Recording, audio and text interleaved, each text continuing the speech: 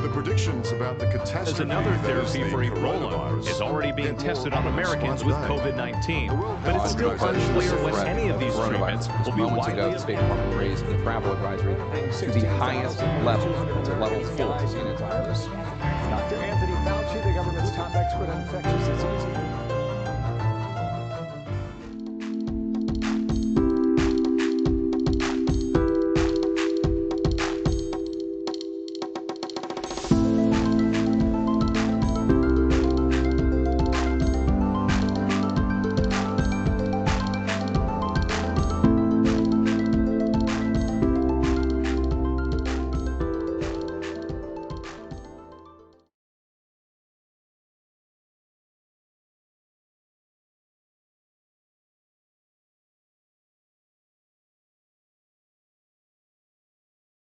Well, good morning, everyone. Thank you for coming back for another episode of the Coronavirus Resources for Printers webinar series. Glad to have you all here. And we are going to get going with Trish here in a moment. But just first, a few of those quick housekeeping items that we always tends to do is, first of all, remind our attendees, whether you're watching us live or by recording, today is the Thursday version of our webinar series. And as we've gone along, it made sense for us to keep the Tuesday webinars focused on the bigger picture of the printing industry. That is absolutely appropriate for everybody. The Thursday version, still appropriate for everybody, but we do dial in a little bit tighter to the services offered from Marketing Ideas for Printers. So certainly invite everyone to attend, but we do take the Thursday webinars and dial in a little bit tighter, just like I said, for our existing Marketing Ideas for Printers subscribers. The recap of the webinar, once it's all recorded, it's going to be on the page that Trish has on the screen here now, coronavirusresourcesforprinters.com. I'd invite you to go ahead and take a look at the webinar, Tuesday's webinar, coming off of the U.S. holiday. That was a little bit lightly attended. That's fine. The recording is there, and it's a good one. You're going to want to check it out. We talked with Andrew Smelly from Smelly's Copy and Print Shop in Canada. And maybe that's why it worked for him to be on the Tuesday webinar after a U.S. holiday. We had him locked in there. So really good information from him about how he is able to help others and really, honestly, even help himself during the coronavirus pandemic with some of the things he's working on. So go ahead and check that one out. And next Tuesday, we're going to have a repeat visit from Mike Jensen with another update on what he's doing. He's from Owatonna, Minnesota. Anyway, enough of me talking. Come back for the Tuesday webinar, and we are going to get into this topic here pretty quickly. Last reminder is I'm going to ask you to stick around for the survey at the end. We'll be coming up to that, but before we can get to the end, we got to get to the beginning. Trish, that's where you come on, and you've got the topic of e-commerce suites today. And we're going to turn it over to you. But first of all, before we do, we're going to hang out a poll for our Marketing Ideas for Printers subscribers. And let me just launch this poll just to get a little temperature check and get a little interaction here. I'm going to launch this poll that asks simply, what is your e-commerce suite comfort level? And so if you're on the webinar, go ahead, give us the answers, start filling that in. And if you are a Marketing Ideas for Printers subscriber, go ahead and fill that out. And for that matter, if you don't, if you're not a Marketing Ideas for Printers subscriber, you can go ahead and answer number 1 there right away. So we'll let a few more of those answers roll in. A number of you have voted, not everybody, but almost everybody. And we'll go ahead and close that poll and show the results. So here's what we're looking at today. For those that answered, 25% of you don't have the e-commerce suite. And for those that answered and do, you all put yourself in. I have it, but it is a scary topic for me, which is exactly why we're having this conversation today. And we're actually going to ask this question again at the very end of the webinar if time and memory permits. And we're going to see if we can upgrade you from that first answer, the scary topic, and move you into one of those comfort level or you got it all figured out. So enough about me. Trish, let's take it to you. Take us through e-commerce suite. All right. Excuse me. Thanks, Dave. So a lot of you that have e-commerce suite, or even those of you that might not have it, are wondering what exactly is included in it. A lot of our current and newer to MI4P clients, they ask about the e-commerce suite, what it includes, where do you go to do this, that, and the other thing. So we're going to go over that today. I have a handy knowledge base article called the e-commerce suite, simple enough. And we're going to include this link in our wrap up when an email is sent out to you folks, the link to this. I'm going to go over this KB article and show you where these different topics reside or subtopics. And we're going to keep it fairly high level. We just don't have enough time to get deep into each individual topic. But no fear, in all the topics that we have to go over, which could last us years, we will be getting deeper into these topics, depending on maybe on the poll or any questions or what have you that people have. Where might you find this knowledge base article and others, are you asking? If you go on the back end of the control center of your website, you click on Help Center, there's a knowledge base link on the left. And what I did was simply type in e-commerce, and right away under additional services, that knowledge base article shows up and you can click view. So I just want to let folks know that this knowledge base article, as well as all others, are under the Help Center knowledge base, and you can either select the topic or a tag or search for that. So on to this knowledge base. Let me go in order here and I'll show you where each of these are. And again, I'm going to keep it fairly high level, but I do want to get a little bit deeper. So pricing. There are advanced pricing methods as part of the Ecom suite. So what I'm going to do is go to my demo website, and where pricing is found is if you click on order forms, and whether you go to a public order form or a private order form under your order forms library, you're going to select edit next to whatever order form that you want to add pricing. And you're brought to the order form editor or the reorder form editor if it's a private order form. Pricing tab. And right here is where there are, now don't worry about Odyssey because I have that for purposes of trial and error. You have no pricing and basic pricing. These two options are available to you if you do not have the e-commerce suite. However, if you are subscribed to the e-commerce suite, two more options are available to you: advanced pricing calculator and advanced pricing tables. If I select the advanced pricing calculator, there is a video tutorial on the left that says pricing calculator. If I select advanced pricing tables, there is a video tutorial on the left for advanced pricing tables. Now, I feel that for you to determine maybe which pricing method you want to use for your various order forms, feel free to take a peruse at these videos. They're, I believe, less than 10 minutes, probably right around that 5 to 8 minute mark. They do a good job of going over the differences. And one thing that I'd like to mention about both of these methods is, if you think of pricing tables, I think of as a matrix, meaning I can bring in the size of a product, the paper, the color choices. You can bring in an unlimited number of questions and answers into one pricing table that influences pricing. You can get pretty detailed in the pricing tables. So really it allows you to do different, but maybe a little bit more than the calculator.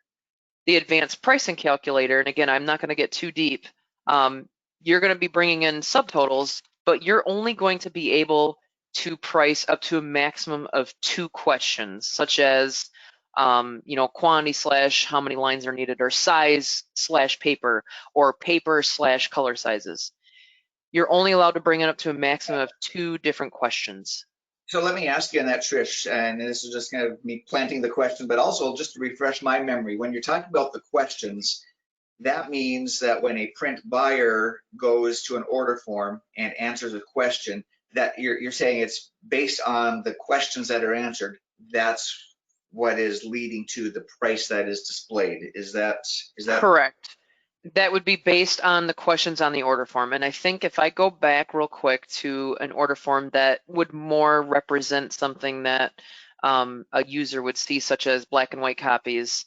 When I'm saying question, I'm meaning on this order form, such as the sides, the size, the paper choices, the folding options. These questions are what are brought into the advanced pricing, whether it's a calculator or a table. And for the calculator, what I was just referring to, If I go to pricing now, and if I go to advanced pricing calculator, you're only able to bring in a maximum of up to 2 questions from the order form. And again, I'm not going to get 2 questions. Correct. So that's why up above, when you're doing the pricing calculator, the individual questions will show up. And as you scroll down, you'll start getting your combinations like side/sides, side/paper choices. All iterations of the questions are available for you to choose from, but you can only choose from what's available in this drop down to add to a subtotal using the advanced pricing calculator. Now, another neat feature of the advanced pricing calculator is ability to use a setup charge, whether it's a flat dollar amount and or a percentage. And some folks have asked about this, and maybe you need to have a $5 fee for a design or whatever. You're able to use the advanced calculator to add, you could consider it a markup in your head or a setup charge. This line is not available in the advanced pricing tables, but again, that's the difference, or one of the difference between the 2 different pricing methods, and that is why we allow for you to choose from different pricing methods, because printers all price differently, and we've seen that time and again. And again, these videos will be helpful for allowing you to determine which one would be applicable or that you might want to use.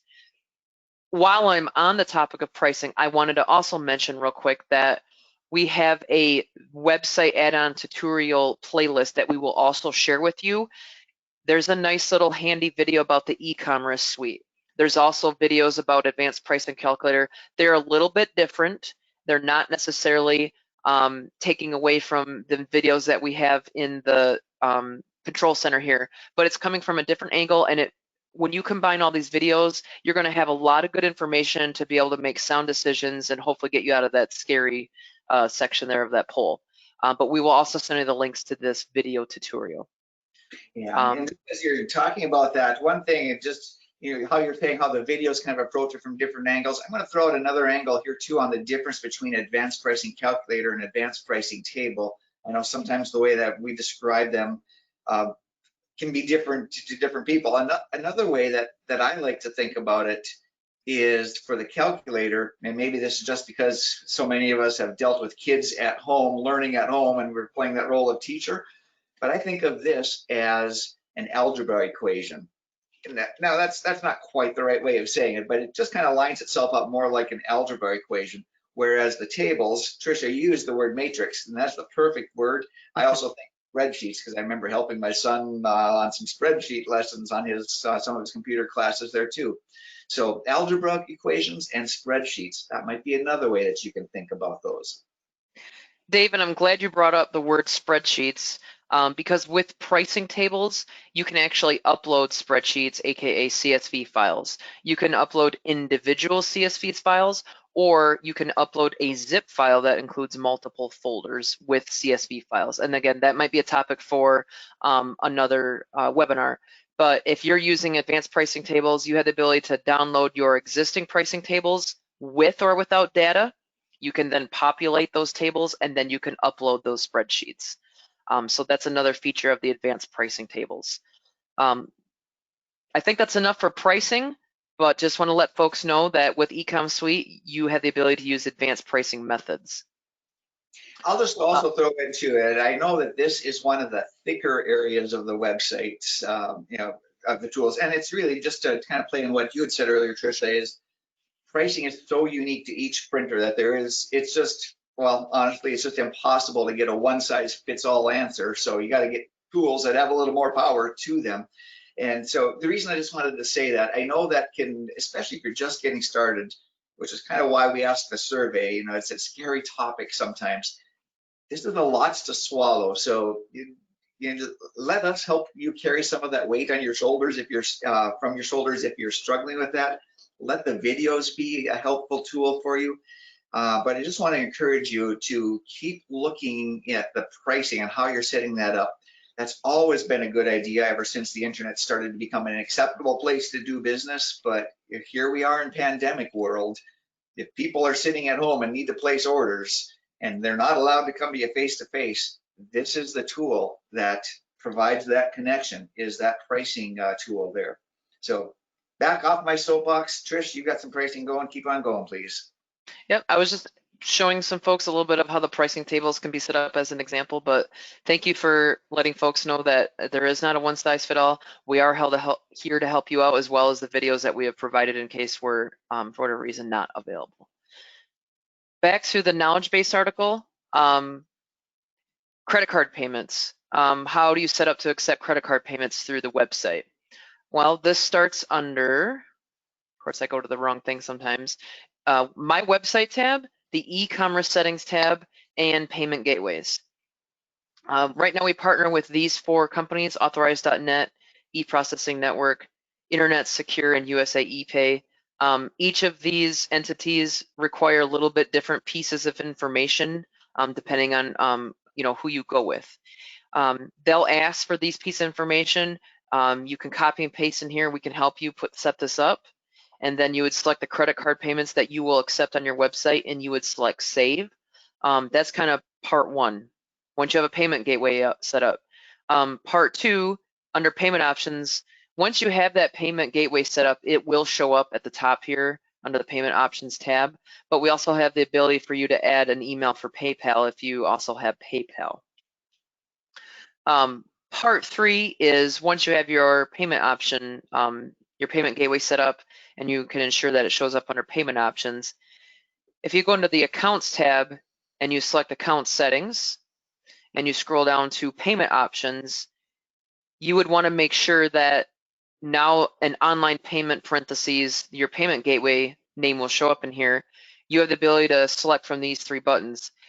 You can accept online payments for all orders when there's an order total available. You can accept online payments for completed orders, or you can require an online payment for all orders when an order total is available. So once you have your payment gateway set up, this option or this checkbox next to online payment, once you have that selected, it doesn't matter what you have selected here, you can still accept a credit card payment, but you want to make sure that you have it set up to how do you want to accept them, whether it's all orders, whether it's considered a completed order, or if you're requiring it for all orders when an order total is available. So this is kind of the third piece here. And then of course you can drill down to particular companies, branches, and contacts and further change this if you need be, depending on the needs of the company. So that is a high-level overview of how to set up your payment gateway and how to make sure you apply it or check it to be used on your website.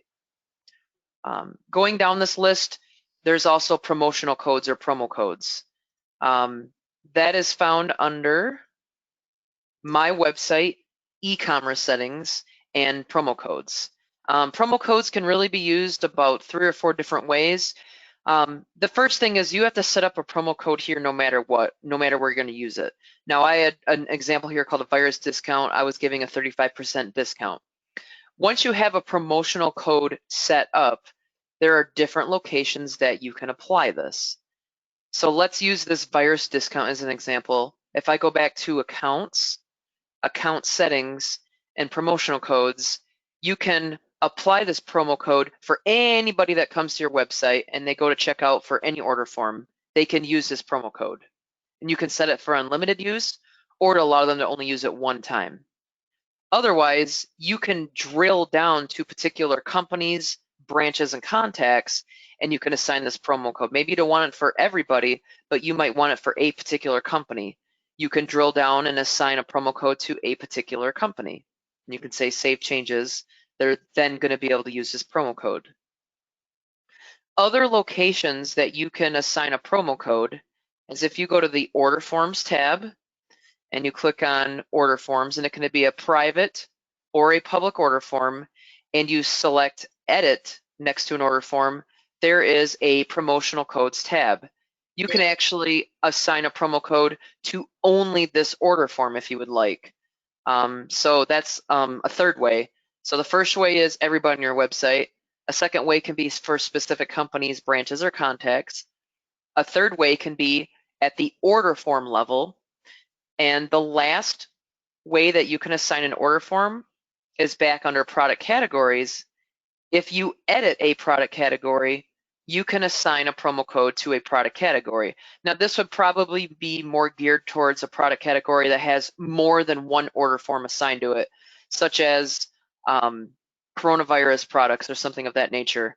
You might have multiple products assigned to a category, and when you activate this promo code, then any of the order forms assigned under that category can use this promo code. So that's the fourth area or location that a promotional code can be used if you have the Ecom suite.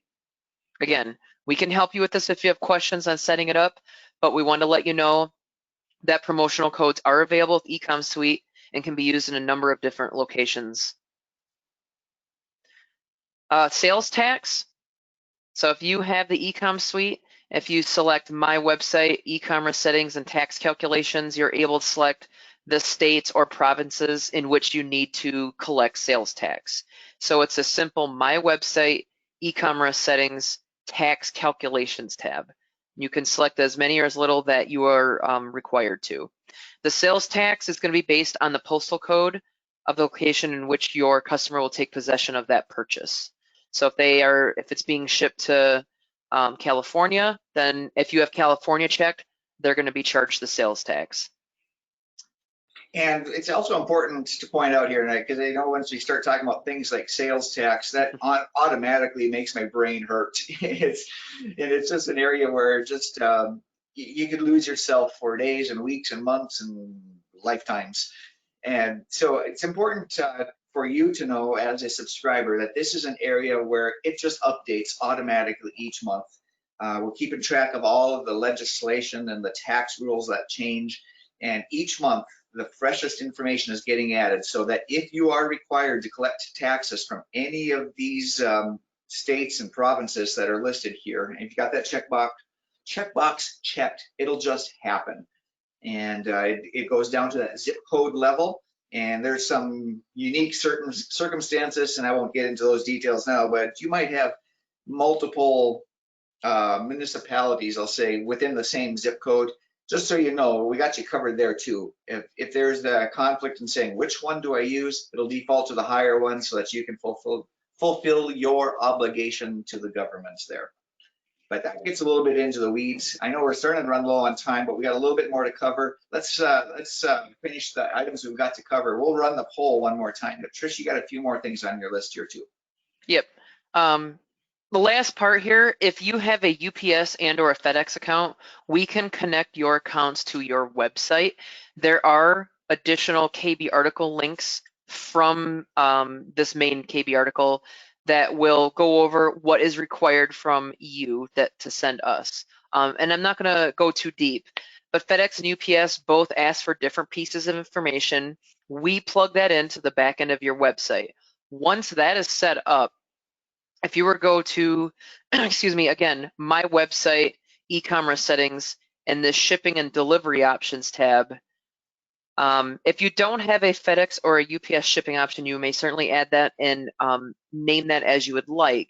But what will happen is there's going to be, and I don't have FedEx set up, but let's say I go to the UPS option, I click Edit. There's going to be a calculated by UPS rates option if you're connected to UPS. If you were connected to FedEx, and if I was to edit the FedEx option, it would say calculated by FedEx rates. So that is one part on how you know that we have connected your UPS and or FedEx account to your website. This option will be in the drop down next to shipping totals. The nice thing is you can also add a markup if need be, and there's different options here for you to choose for a markup. So let's say you have FedEx and UPS set up, you're connected, you have your options here selected. Next part, accounts, account settings, and shipping options. You want to make sure that you have selected whatever it is that you want to use, whether it's FedEx, whether it's UPS. That option will then show up, and then you would select that to ensure it's used. Again, this is similar to payment options and other options on the left. Right now I'm set up the default for everybody on the website. If you know a particular company needs a different shipping option, maybe company A needs FedEx, this is where you can go to people. You can drill down to that printer that needs it, and then you can assign them, say it's only FedEx as an example, or maybe it's only UPS as an example. You set the shipping options that they need to see upon checkout, save changes, and so forth, and now those print buyers will see those shipping options. But again, Once you know that you're connected to FedEx and UPS, account settings, shipping options, you would check that applicable shipping option as needed. The third key piece of information so that your print buyers are able to select from the various UPS or FedEx shipping options such as ground, overnight, and so forth. If you go to any order form, whether it's a public or private, and you select edit next to that order form, and I'm going to use my graduation signs as an example, there is a shipping weight tab here. And for those with Ecommerce Suite, the minimum required fill-in for this standard calculator radio button is the base product weight. Let's say I know that my graduation signs weigh 1 pound per one piece or per quantity. As long as you have at least the base product weight filled in, and if I was to select update and save, when your print buyers go to check out on that order form and they put in their full address, they can choose from FedEx or UPS, depending on what you have available to them. They'll see all the different options, such as ground, overnight, 3-day. This right here is the last key piece that tells UPS, oh, the print shop says this product weighs X amount of weight, and the print buyer has this many pieces. It'll calculate the known or needed weight for the product, where it's going. That is how that they can then choose their applicable UPS or ground rate that they want to use. Now, we give you the option to fill in if you know how much a box weighs, how large is the box length, width, height, and then how many boxes is required for every X amount of pieces. Maybe a new box is required for every 1 piece in this case. Maybe that box weighs a pound. So if someone's going to order 5 pieces and the box weighs 5 pounds, that's 5 extra pounds that's going to be tacked on. UPS knows it needs 5 boxes. And you can get more granular. If you have additional questions on your order form that affect product weight, you can certainly add in and fill this out as needed. But I want to at least let you know that the minimum required is the base product weight filled out. Nothing else has to be filled out for UPS or FedEx to calculate a shipping option for your print buyers. But this is the last key piece that does need to be filled out in order for that to work on your website. And so we'll see if this does show, and I don't want to waste time, but if I recall, if I was going back under Ecom Suite or my website, Ecom settings, shipping and delivery, yep, I have UPS set up. If I go to accounts, account settings, let's make sure again, shipping options. Do we have UPS or FedEx? Check. I have UPS set up. Okay, if I go back to my order forms, I go to order forms, and if I go to my graduation size, an example, let's make sure we have shipping weight set up. Check. You should be, and we would encourage you to do a test on this order form, but you should be all set up for your print buyers to see a FedEx or UPS rate when they go to check out on this order form or whatever order form you have set up. So I know we're getting short on time, and Dave, I was going to go through and see if it is going to show me, but of course. Well, I think it's important though, if everything is set up, let's go ahead and take that one next step. I think it is important because there's a lot of moving parts here, and they all do come together. So let's go ahead and indeed do that. Now this again could be a bad example, but I'm going to delete the items that don't have a price. I'm going to leave the item that does have a price, and let's see if this guy is going to show me the UPS rate. And I need to enter in my address, and let's see if it remembers. So I'm using South Fargo address here by MI4P. So now that I have a complete address in there, and again, I have a shipping weight set up for that order form, here are the different UPS options that your print buyer can select. And I'm going to zoom in because it might be kind of hard to see. There's ground, 3-day, second day air, next day early AM. So depending on how quickly your print buyer needs their product, UPS, and this would be the same for FedEx, but it might be labeled different from them. Your print buyer can choose the different options for their shipping for UPS or FedEx. Very cool. So that is the last item that is part of, if you subscribe to our Ecom Suite, are the shipping options that we can help you set up. Trish, if you can leave that KB document up, I'd like to go back and just Yes. put the bow on all of this by that. Because ultimately, we're not in business as a hobby. We're in business to make money, and that's what the e-commerce suite ultimately is there to help, is to transfer the money for the value you provide and the services and the products you provide, to transfer the money from your customers to you pretty straightforward goal on that one. But it's the e-commerce suite that allows that to happen. How does that happen? Well, we need the product pricing. That's the calculators that we talked about. If it's being shipped, we need to look up the weight so we can get an accurate, a really roughly right accurate rate from UPS or FedEx. Is there sales tax involved? Well, we got to bring that into the equation. All of that comes together, just like I mentioned earlier, a lot of moving parts. We're connecting those dots. All of that comes together to generate that final selling price online, so that when your customers are at home in their pajamas just because they want to be, or if they're at home because there's a worldwide pandemic swirling around, they have that price sitting right in front of them. And when that payment gateway is connected, that brings it all together so that that money can go from them to you for the work you're doing. That's what this is all about. And it's a big topic. There's so many more details we could go into, and we likely will as these webinars continue. Trish, you've done a great job putting it all together at the top. I know we're running long, but this is an important topic. I'm going to run that poll one more time and see if anyone's upgrading their answers. So we're just going to do this rather quickly. I'm going to put it up in front of us here. Go ahead, fill out the answers. Where are you at now? And if you don't have e-commerce suite, keep that same answer. Hopefully everyone else is going to upgrade their answer, but let's see what we get here. We'll let that run a little bit, and as that poll is running, I'll just remind you that that the recording of this webinar is going to be posted at coronavirusresourcesforprinters.com, and also the resources that Trish mentioned. We're also going to have those posted there as well. So I'm going to close the poll. We'll bring it up and we'll see where we're at here, and then we'll let you get on with your busy days here. And the results are coming up.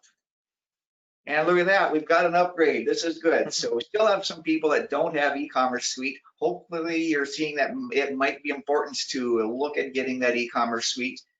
Still a scary topic for some of you, and I get that. A lot of pieces that are pulling together. Let us help you. We will be right there with you to walk by your side as you're putting all these pieces together. And now there's a few of you that have upgraded and said you're comfortable with e-commerce suite. That's good. We will take that progress, and let's all get through that together. That's what this whole webinar series is all about. We will get through this together, whether it's a pandemic or whether it's getting you set up to handle e-commerce suite. So let me get those poll results off, and I'll also get my camera off. And with that, I would invite you to stick around just a little bit longer. Give us your feedback. It can be as little as 5 seconds worth of feedback with the survey. There's more for you to answer there if you wish. And with that, we'll wrap it up, and we'll see you at next Tuesday's webinar.